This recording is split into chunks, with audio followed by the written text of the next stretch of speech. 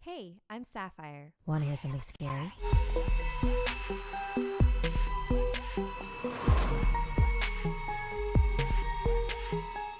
When Tanya sent this story to me, the power went out in her house. But that didn't surprise her. Whenever she tells people of this experience, strange things tend to happen. Hopefully nothing will while I share her story. 2 years ago, Lee, Tanya's now husband and then boyfriend, was a frequent house sitter for a very nice but slightly off family. They owned their own business and were out of town frequently for work. Their house was very minimalistic, aside from a few rather outlandish decorations, like a giant red ram statue and a set of antlers wrapped in rope.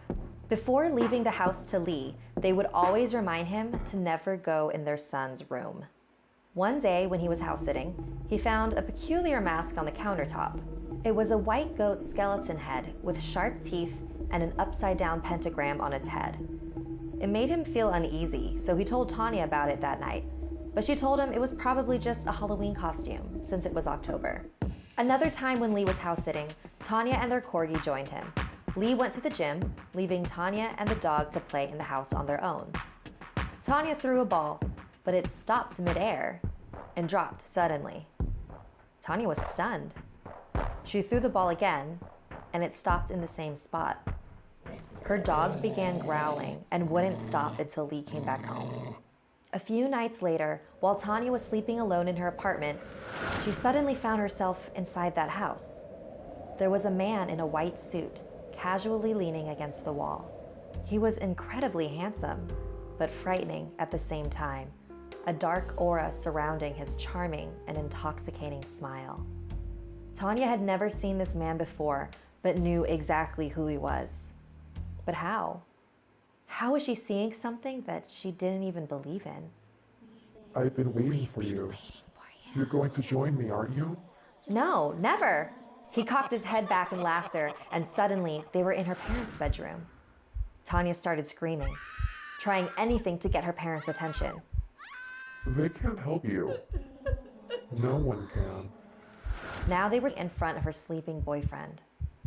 Tanya tried in vain again to get him to wake up, but he couldn't hear her. Then her cat slinked toward the man, hissing and baring its teeth. It was protecting her. Tanya woke up. She was back in her bedroom, gasping for air. She immediately called Lee to come over. Together, they drove to her parents' house because Tanya did not want to stay in her apartment. When her parents answered the door, Tanya's eyes widened. They were wearing the exact same clothes that they were wearing in her dream. She told them about what had just happened, and her parents exchanged a worried look. It was only a matter of time, her mom said. Everyone in our family at some point has had the same dream. It's the devil testing our faith, and he is now after you. You're the only agnostic in our family and the only non-confirmed Catholic, and he probably thinks you're an easy target. Tanya, don't let him in. The next day, they called a priest who blessed her apartment. And while Tanya hasn't had another visit from the man in the white suit since, she still feels like something evil is still following her. Her blanket would be yanked off of her while she slept at night, and her healthy corgi and cat had both died shortly after, of unknown causes. Tanya used to think her family was just trying to scare her with their stories about demons. And while this experience hasn't convinced her to be baptized, it definitely changed her. Like I said at the beginning of the new year, one of my resolutions was making health a top priority, and a great way to do that is with today's sponsor, Care Of. It's an incredibly convenient way to take the vitamins and supplements you need.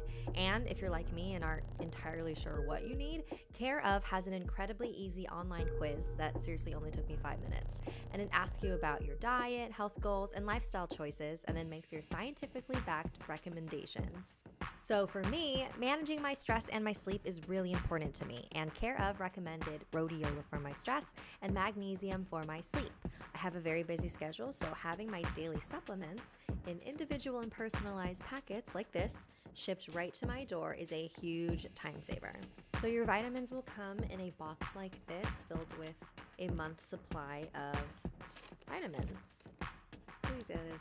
And using Care of not only does good for your body, but for others too, because a portion of every sale goes toward the Good Plus Foundation, which provides expectant mothers in need with valuable prenatal vitamins. Take advantage of this month's special New Year offer. For 50% off your first month of personalized Care of vitamins, go to takecareof.com and enter SCARY50.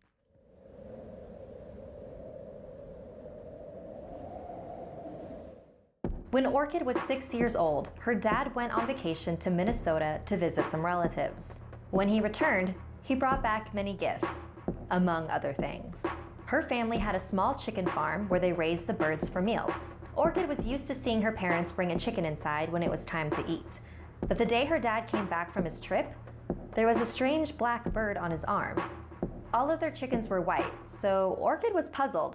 This bird looked like a crow. It was all black, including its beak, except its eyes were red. Her dad and the bird disappeared into the kitchen. Mommy, what's that bird Daddy was carrying? What are you talking about? Daddy was holding a black bird. Her mom went into the kitchen to see what she was talking about, but all she saw was her dad. There was no black bird in sight.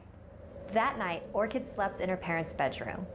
For whatever reason, she woke up in the middle of the night and sat up. She noticed something behind the curtains in front of the window. It was a girl who looked like she was about 12 years old. She was just standing there, staring at Orchid with her hollow black eyes. Orchid stared back at her, wondering what she was going to do. But she just stood there. Eventually, Orchid fell back asleep. The next morning, Orchid was drawing a picture. "What a pretty girl. Who is that?" her mom asked. This is Princess. Her mom thought nothing of her daughter's cute drawing until she started seeing it everywhere. Pages and pages of drawings of Princess all over the house. She was even on the walls and the bedroom pillows. "Orchid, you can't be drawing on everything." But Princess is my friend. I like when she's around. Her family was pretty disturbed by Orchid's sudden new obsession. But weeks later, her mother realized that there had to be a connection to Princess and the black bird. Orchid's family was practitioners of Hmong shamanism. Whenever you go on a trip, you must ask the spirits to not come back home with you, and Orchid's father had forgotten to do so. They suspected that Princess was a lost soul who attached herself to Orchid's father. They decided to perform uane, a shamanic ritual to heal those battling with the spirit.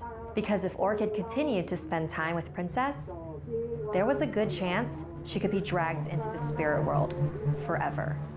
Orchid was placed in front of the altar, and a shaman healer rang bells and chanted around her to enter the spirit realm. Once the shaman made the journey into the other world, he was able to interact and communicate with the spirit of Princess.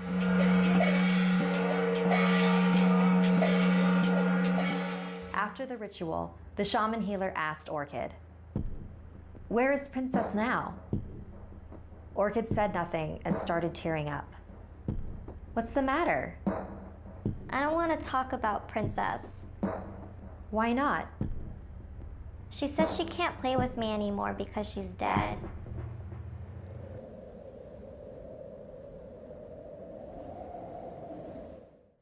I will never eat pozole again. There's a church in my neighborhood that I've been going to every Sunday for the past year or so. And after every Mass, all of the members move next door to the hall where free lunch is served. Every week, it's the same delicious pozole, a traditional red stew with pork and vegetables. And it's all prepared and provided by Lupe Espinoza, a kind young woman. Lupe had been involved in the church long before I became a member. She was the most dedicated Catholic I had ever met. She ran the youth group and food drives and volunteered all over the city. After every Mass, she would give an individual greeting to every single person and memorized everybody's name. Everybody practically worshipped her, especially her husband, Eduardo. He was also involved in the community, but even he knew he wasn't as beloved as Lupe. Personally, I was always slightly creeped out by how intense they were. Lupe never broke eye contact with you when you were speaking, and Eduardo treated Lupe like she was a god. His wife seemed to be his proudest achievement, But they both did so much good in the community, it felt wrong to think ill of them, even though they both seemed a little off. One thing was for sure, their pozole was divine. One Sunday, I woke up late and forgot to eat breakfast before heading to Mass. My stomach was gurgling through the whole service, and it only got worse during the transubstantiation, which is when the priest turns the bread and wine into the body and blood of Jesus. Take this, all of you, and drink from it. This is my blood. In Catholicism, we believe that an actual transformation happens in that moment. That is actually Jesus' body and blood that we are about to consume. We believe that it brings us closer to God. Do this in memory of me. The second Mass was over, I rushed over to the hall to get in line for food. Maybe it was because I was extra hungry that day, but the pozole was even better than I remembered. I had always prided myself for my cooking skills, especially my own pozole recipe, but the Espinosas had me beat. I decided to ask Lupe about it. Your pozole is the best I've ever had. What's your secret? Lupe stared into my eyes, smiled, and delicately placed a hand on my shoulder. Just God's love. The following Sunday, I went to Mass as usual, but the Mass was not as usual. It was a memorial service for Lupe. During the week, the youth group went on one of those home building trips, like Habitat for Humanity, and a large metal crossbeam fell right on top of Lupe. It would have slammed right into 3 teenagers, but Lupe pushed them out of the way. After the service, everybody congregated in the hall. Once everybody had a bowl of soup in their hands, Eduardo addressed the crowd. Thank you all for coming. My wife loved all of you very much. Please, raise your bowls. Take this, all of you, and drink it. To Lupe. Everybody took a sip. We all took our seats and continued to eat the pozole. But it tasted a little different. Not worse, just different, which made me realize that Lupe was probably the better chef, not Eduardo. I was nearing the bottom of my bowl, so I picked it up and slurped the rest. All that was left was a small chunk of meat. I went to stab it with my fork, but it was surprisingly tough. I continued to stab it, and in doing so realized that it was a thumb. A goddamn human thumb with the bone still inside. I screamed and immediately started gagging. I threw the thumb onto the table. Everyone around me gasped in horror and disbelief. I turned to Eduardo and shouted, "What did you feed us?"